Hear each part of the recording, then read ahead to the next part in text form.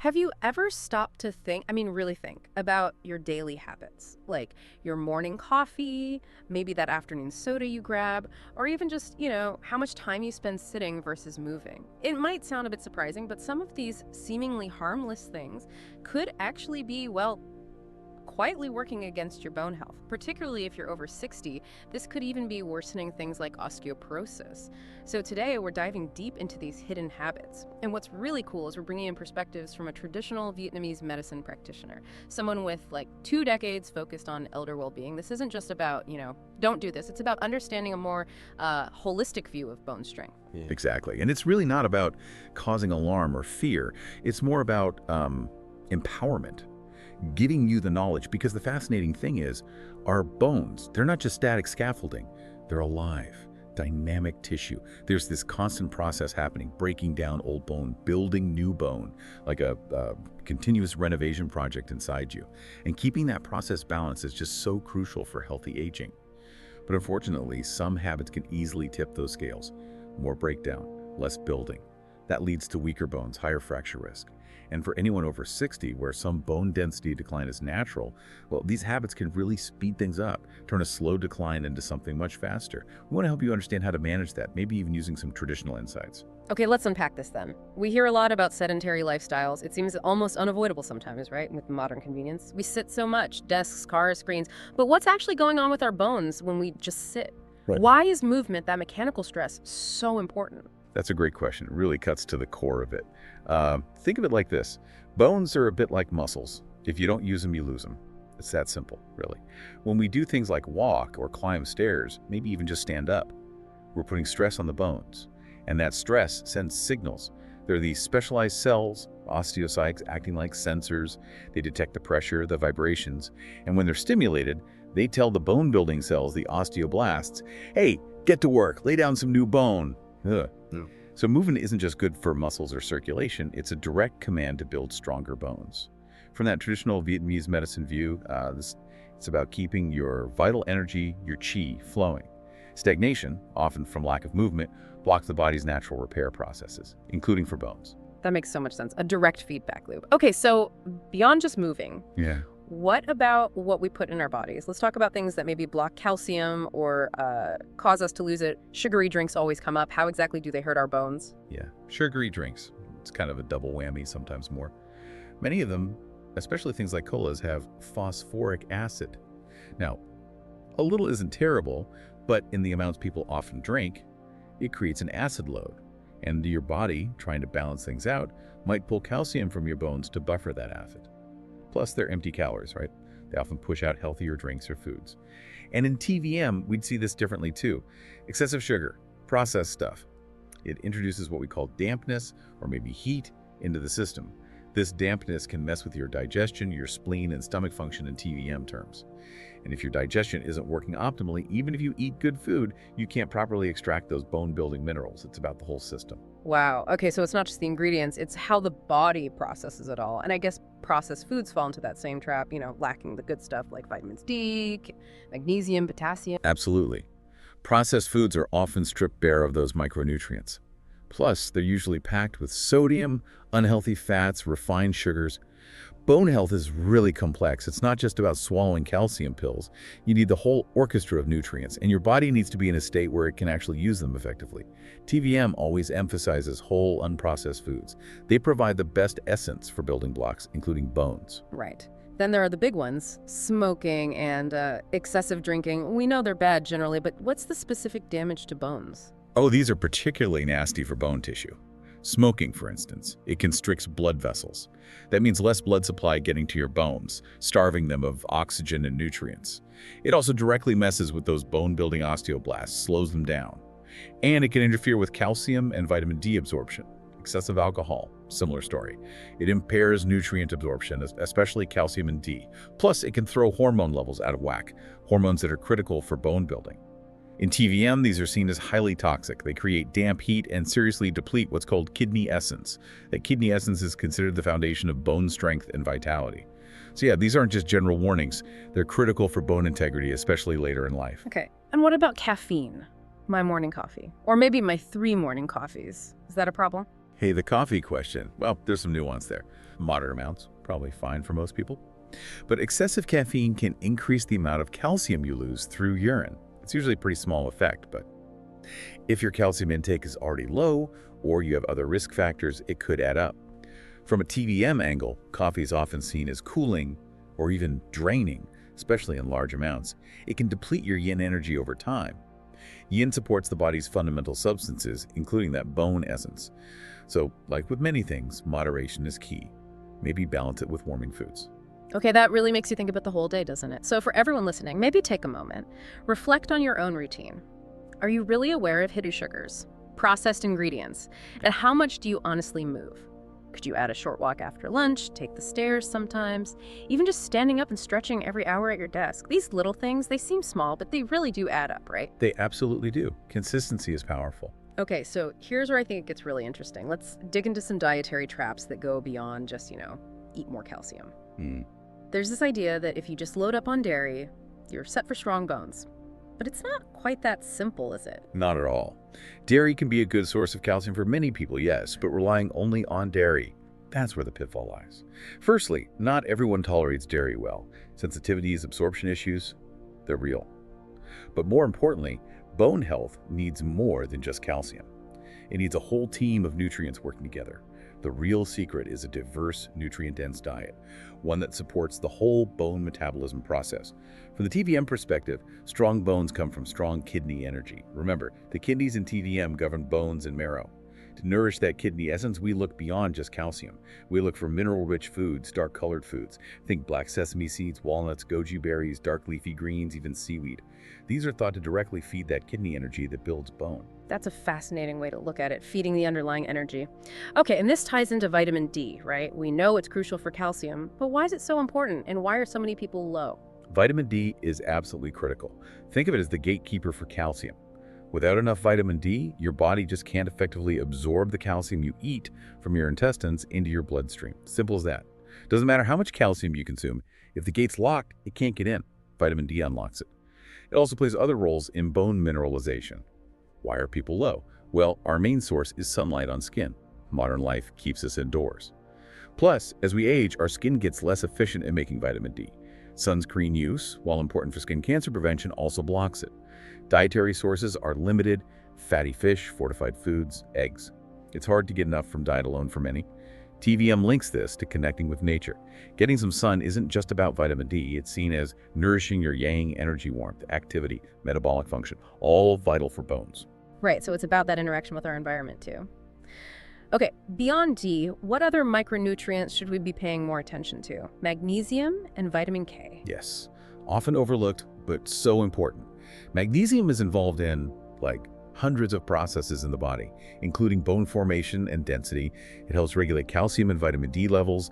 You find it in leafy greens, nuts, seeds, whole grains. Many diets are low in magnesium. And vitamin K, especially K2, this is crucial for a protein called osteocalcin. Osteocalcin basically acts like glue, binding calcium to the bone matrix, making sure it ends up where it's needed. Leafy greens like spinach and kale are great sources of K1, which the body can convert. But K2 is also found in fermented foods and some animal products. A lot of people might be low, especially if they don't eat many greens. Again, TVM emphasizes that variety, colorful veggies, seeds, ensuring you get this broad spectrum. Okay, wow, so many players involved. Now something sneakier, salt. Excess sodium, how does that impact our bones? Sodium. It's everywhere, especially in processed foods. The problem is, when you consume a lot of sodium, your kidneys excrete more sodium to get rid of it. And unfortunately, calcium kind of gets dragged out along with it. So higher salt intake often means higher calcium loss through urine. Over time, this can definitely contribute to bone thinning. It's a big concern with modern diets, canned soups, frozen meals, fast food. They're loaded. TVM might see excessive salt as creating cold and dampness, potentially straining the kidneys and disrupting that mineral balance. Right, the hidden sodium is everywhere. Okay, another really important point, medications. Some necessary drugs can have side effects on bones. Absolutely. This is crucial to be aware of and always something to discuss with your doctor. Certain medications, often taken long term, can unfortunately contribute to bone loss. Things like corticosteroids, prednisone, for example. Also some anti-seizure drugs, and even some long-term heartburn medications like proton pump inhibitors. They can interfere with calcium absorption or directly speed up bone breakdown. It doesn't mean you stop taking necessary medication, of course. but it highlights the need for conversation with your doctor. Ask about bone health monitoring, preventative strategies maybe. From a TVM angle, while recognizing the need for these drugs, one might explore supportive therapies, diet, herbs, discussed with a practitioner to help maintain balance. That's really vital advice. Okay, lastly in this section, what about fad diets? People try restrictive eating for various reasons, but could that backfire for bones? It definitely can. While the intention is often good weight loss, health improvement, very restrictive diets can be risky. If you cut out entire food groups or drastically restrict calories or fats, you can easily miss out on essential nutrients. We just talked about fat-soluble vitamins D and K. Well, very low-fat diets can impair their absorption. For older adults especially, a balanced, varied diet with enough energy and nutrients is just fundamental.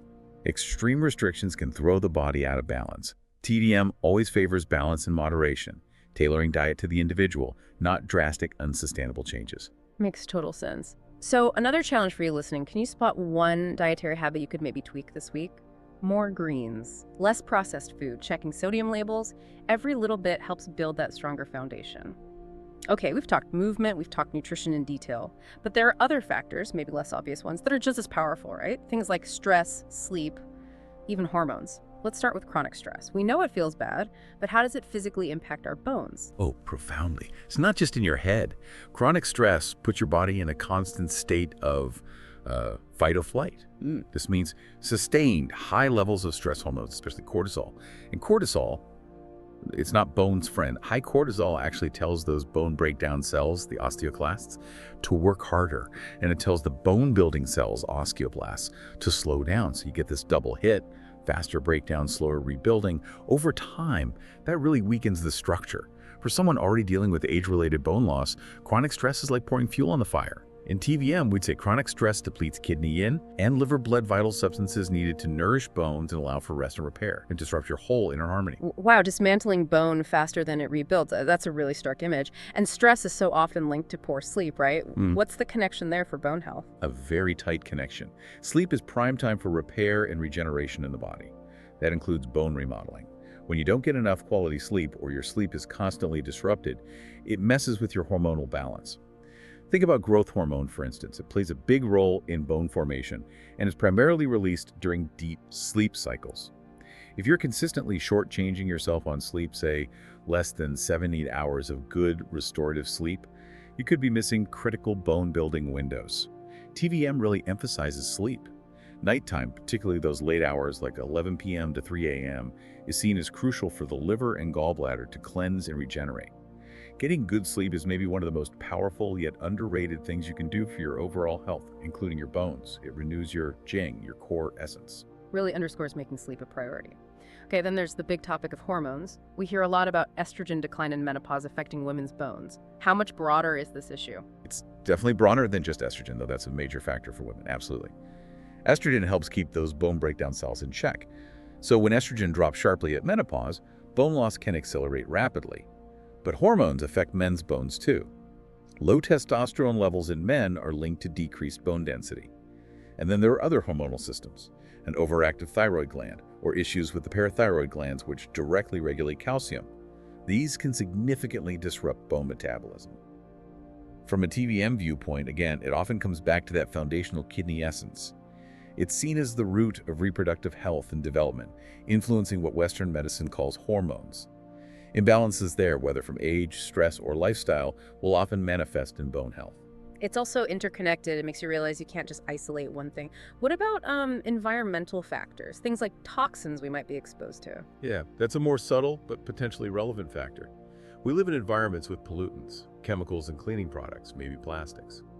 While it's hard to quantify precisely, chronic exposure to certain toxins can interfere with metabolic processes, potentially including those related to bone health. They add a burden to the body's natural detoxification systems. TVM talks about external pathogens disrupting internal harmony. So being mindful of what you bring into your home, cleaner products, filtering water, choosing whole foods over heavily packaged ones, it contributes to a cleaner internal environment. Less burden means more energy for your body to focus on building and repair, including your bones. Right.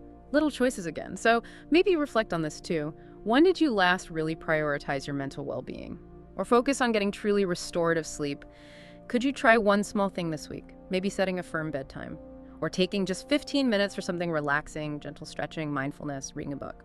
So we've covered a lot of ground today, from how we move or don't move, to what we eat, the nutrients we might be missing, all the way to stress, sleep, hormones, even our environment. It's clear that so many things influence our bone health. I really hope this deep dive, pulling from both science and traditional wisdom, leaves you feeling more aware, more empowered. Absolutely. So what's the key takeaway here? It's that your bones are alive. They listen, they respond. And the message is hopeful. It is never too late to start treating them better. Regardless of your age, don't aim for perfection overnight. Aim for progress. Small, consistent, positive changes. That's what sends the right signals to your body. Invest in your strength. Yeah, imagine yourself, maybe a year from now, feeling stronger, more energetic, moving with more confidence, enjoying activities without that constant background worry about a potential fall or fracture. That vision, it's possible. It really is achievable with commitment, awareness, and consistent nurturing of your bone health. Think about it this way. Your bones are like a living diary of your long-term lifestyle. Your nutrition, your movement, your stress levels, it's all reflected there. Yeah. So what message are you sending your bones today, right now? And how might that message shape your future confidence, your independence? That's something powerful to consider. Absolutely. And just one final, very important reminder from both of us. Always, always talk to your doctor or a qualified healthcare professional before making any big changes to your diet, exercise, or lifestyle. Especially if you have existing health conditions or you're taking medications. Personalized advice is essential to make sure you're doing what's safest and most effective for you.